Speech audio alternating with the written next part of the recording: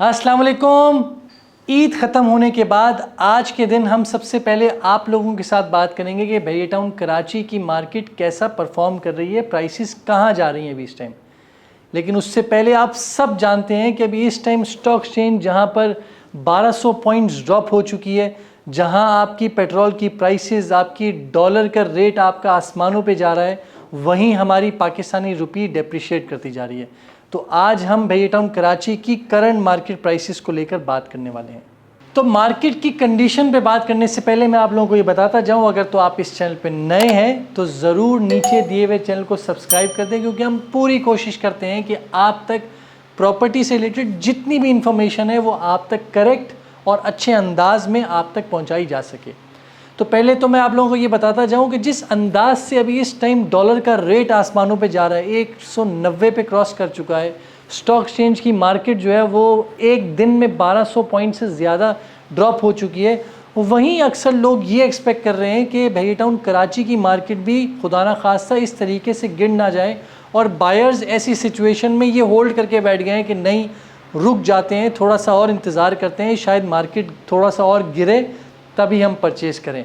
लेकिन मैं आप लोगों को ये बताता जाऊं कि किसी भी जगह पर आप इस तरीके से प्रॉपर्टी के रेट को नहीं गिरा सकते। स्टॉक एक्सचेंज में तो अगर आपने पैसे नहीं भी पुल आउट किए आपको लॉस हो सकता है, लेकिन प्रॉपर्टी की जो प्राइसेस होती हैं उसका लिंक मैंने लास्ट टाइम भी कहा था कि उस जगह की, उस कंपनी की, उस ऑर्गेनाइजेशन की पॉलिसी से रिलेटेड होता है। फ़िलहाल भैया टाउन कराची की पॉलिसीज़ में कोई चेंज नहीं है, तो मार्केट में अभी इस टाइम स्टेगनेंट है, कोई ज़्यादा चेंज नहीं आया। थोड़ा बहुत बिल्कुल जो थोड़ा सा करेक्शन आनी थी वो आ चुकी है, लेकिन उसमें भी मेजॉरिटी सेलर्स जो मौजूद हैं वो अपनी प्रॉपर्टी को होल्ड करके बैठ गए हैं। इसलिए मैं पहले आप लोगों को ये कहूँगा कि जो नए बायर्स अभी इस टाइम परचेज़ करने का सोच रहे हैं, या जितने भी ओवरसीज़ पाकिस्तानी पाकिस्तान में मौजूद हैं और आए हैं इस सोच से कि हम प्रॉपर्टी परचेज़ करके वापस जाएंगे, तो आप लोगों के पास ये राइट टाइम है। इस राइट टाइम में आप लोग जो मार्केट में अच्छी प्रॉपर्टीज़ अवेलेबल हैं, जो चांस की डील है कि 125 गज़ में मैक्सिमम लाख 2 लाख के डिफरेंस से आपको शायद सस्ता सौदा मिल सकता है। 250 गज़ में आपको 4-5 लाख रुपए और 500 गज़ में आपको 6-7 लाख रुपए के डिफरेंस में अगर अच्छी डील मिल जाती है तो उसमें आप लोग अवॉइड मत कीजिए, ज़रूर बाइंग कीजिए, क्योंकि मेजॉरिटी सेलर्स अपनी प्रॉपर्टी को होल्ड करके बैठे हैं, वो मैक्सिमम रेट पे ही बेचेंगे। और मैं अब सेलर्स के हवाले से बात करूं तो वो लोग जो स्टार्टिंग से प्रॉपर्टी को होल्ड करके बैठे हैं वो सब जानते हैं कि पिछले 8-9 महीने या 10 महीने के अंदर जो प्रॉफिट उन लोगों को इन प्रॉपर्टीज़ पे मिला है, 15 लाख वाली प्रॉपर्टी आज के दिन 50 लाख पे सेल आउट हो रही है। तो आप लोग क्या एक्सपेक्ट कर रहे हैं कि ये मार्केट अब क्या अगले 2 महीने में 1 करोड़ को पहुंच जाए?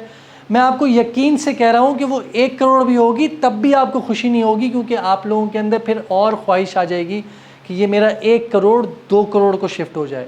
तो इसलिए कहने का मकसद ये है कि एक वक्त आता है कि जब मार्केट थोड़ी सी रुक जाती है, स्टेगनेंट हो जाती है, और कुछ टाइम दिया जाता है उस प्रॉपर्टी को और मेच्योर होने के लिए, तो इन फ्यूचर या इन लॉन्गर रन आप लोगों को इसका रिज़ल्ट ज़रूर मिलेगा। ये 80-90 लाख भी आपकी प्रॉपर्टी के हो जाएंगे, लेकिन अगर कुछ टाइम के लिए आपकी प्रॉपर्टी एक जगह पर रुक गई है या लाख 2 लाख पीछे भी आई है, तो आप लोग ये तो मत कहें मार्केट में कि मार्केट गिर गई है, क्यों गिर गई है। तो आप लोगों को इस बात से तो हमेशा खुशी होनी चाहिए कि मार्केट कितना अच्छा परफॉर्म किया और मुझे कितना अच्छा प्रॉफिट हुआ है। और जो लोग नए कस्टमर्स हैं जिन्होंने अभी रिसेंट ही परचेज़ किया है, वो 2-3 महीने की बेसिस के ऊपर ये एक्सपेक्ट कर रहे हैं कि मार्केट वैसे ही परफॉर्म करती है और मुझे वैसे ही प्रॉफिट मिल जाता। अनफॉर्चुनेटली नहीं मिल सका, शायद लोगों के नसीब में नहीं था, जिनके नसीब में था उन लोगों को मिल गया, जिनके नसीब में नहीं था। लेकिन मैं आपको फिर कह रहा हूँ, जिस भरोसे के तहत, जिस कंपनी को देख के, उसका काम देख के आपने इन्वेस्टमेंट किए, आपकी प्रॉपर्टी मज़ीद इंशाल्लाह ताला ज़रूर बेहतर होगी। मेरा काम बार बार आप लोगों तक ये मैसेज पहुँचाना है कि आप लोग बिल्कुल भी डिसअपॉइंट मत हो। प्रॉपर्टी की प्राइसेस ऊपर जा रही हैं, कुछ टाइम के लिए अगर रुक भी गई हैं तो उसका मसला नहीं है। और मैं ये एक बात गारंटी से बोल रहा हूँ, अगर किसी को मसला है तो वो नीचे कमेंट भी कर सकता है कि आज के दिन मैं जिस जगह पर भी प्रॉपर्टी परचेज़ करने जा रहा हूँ, लोग मुझे मैक्सिमम प्राइसेस पे ही कोट करवा रहे हैं। अगर आप सस्ता दे रहे हैं तो आप हमसे कांटेक्ट कर लें। मैं आपको लिटरली बता रहा हूँ, हर बंदे की ख्वाहिश आज भी मार्केट रेट से मैक्सिमम रेट पे बेचने की है। तो इसलिए ये मत समझे मार्केट गिर रही है। मैं बार बार इसलिए रिपीट कर रहा हूँ ताकि जो नए बायर्स हैं इसलिए रुक गए हैं परचेजिंग करने में कि शायद मुझे 6 महीने पुरानी वाली प्राइसेस पे चीज़ें मिल जाएंगी, नहीं मिलेंगी। आप ये कहते हैं कि 1 महीने पुरानी कि 40 लाख में चीज़ मिल जाए, मैं आपको लिटरली बता रहा हूँ 50 लाख वाली चीज़ 40 में भी आएगी ना तो आप ये कहेंगे कि मार्केट और गिर रही है, शायद और 30 पे भी आ जाए। तो ऐसा नहीं होने वाला, मार्केट नहीं ड्रॉप होगी। कोई जस्टिफिकेशन तो दे मार्केट गिरेगी क्यों, रियलिटी बेसिस के ऊपर बात करें। तो इसलिए मैं सिर्फ मोटिवेट करूंगा अपने चैनल से कि आप लोग ज़रूर अपनी इन्वेस्टमेंट भैया टाउन कराची में करें और हमें ज़रूर अपनी उस रिसर्च का पार्ट बनाइए। हम पूरी कोशिश करेंगे मार्केट रेट पे आपको चीज़ दिलवाने की। और मैं जितने भी बायर्स हैं उन सबको ये बताता जाऊं कि ओवरसीज़ क्लाइंट जहां परचेजिंग करने के लिए भी इस टाइम आए हुए हैं पाकिस्तान, वहीं कुछ सेलर्स बेचने के लिए भी मौजूद हैं ओवरसीज़ क्लाइंट।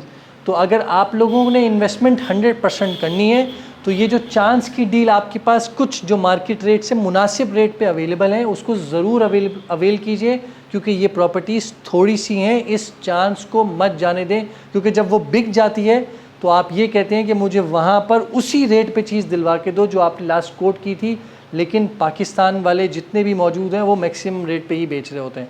तो इसलिए मैं उम्मीद करूँगा कि आप लोग अपनी रिसर्च का पार्ट हाउसिंग एसोसिएट को ज़रूर बनाएंगे और हमसे ज़रूर रब्ता करेंगे। अपना बहुत बहुत ख्याल रखिएगा। खुदा हाफ़िज़।